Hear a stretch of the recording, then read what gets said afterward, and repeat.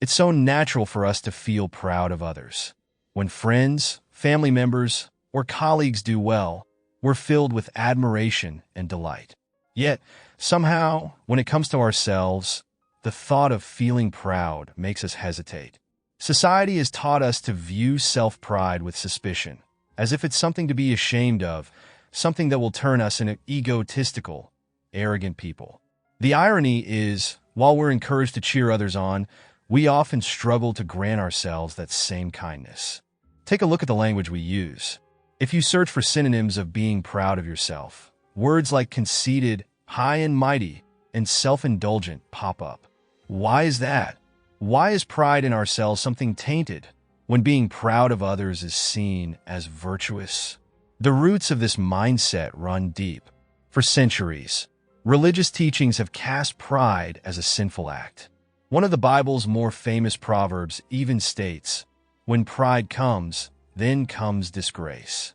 For thousands of years, the very concept of being proud of oneself was almost sinful, as if to look at your own achievements with satisfaction was an act of defiance. But here's the truth.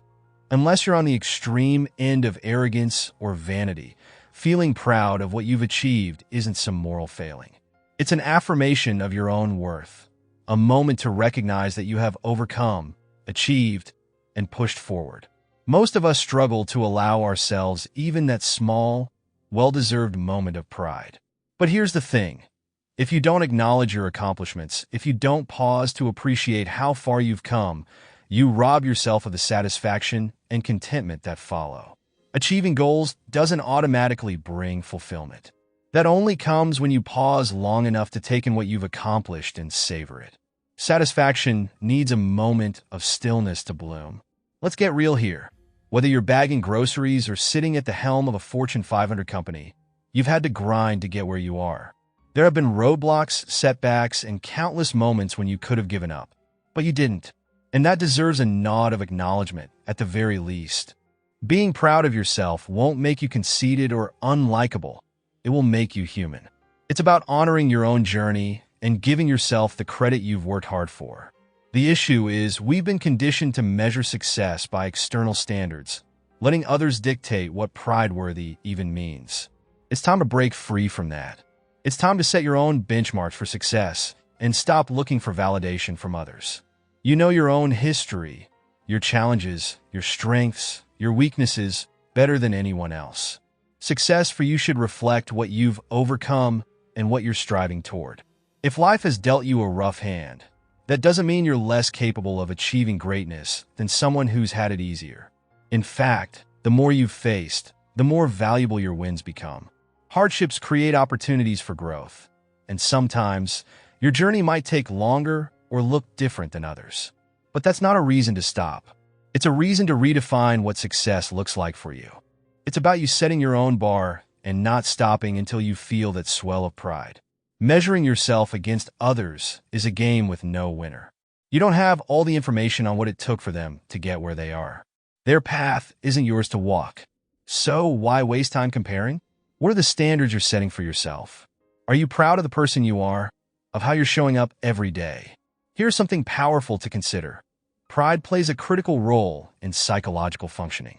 Studies show that feelings of pride drive altruistic behavior and fuel achievement, two cornerstones of a well-rounded, fulfilling life.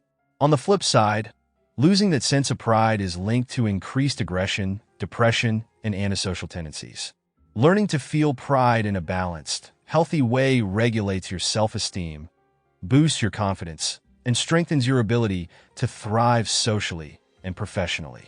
For a long time, pride was demonized, but recent research is uncovering that healthy pride has important adaptive functions. It enhances self-esteem, promotes group acceptance, and fosters a sense of self-love. So why do we cling to the outdated belief that feeling proud is bad? Look, being proud of yourself is not a flaw. It's not a defect to hide. It's a power to harness. If you're not feeling it right now, ask yourself, what do you need to do to get there? What standards would make you swell with pride? What steps will take you to that moment when you can look in the mirror and say, I'm genuinely proud of you? It's time to step up, It's time to rise to the challenge of becoming the person you know you can be.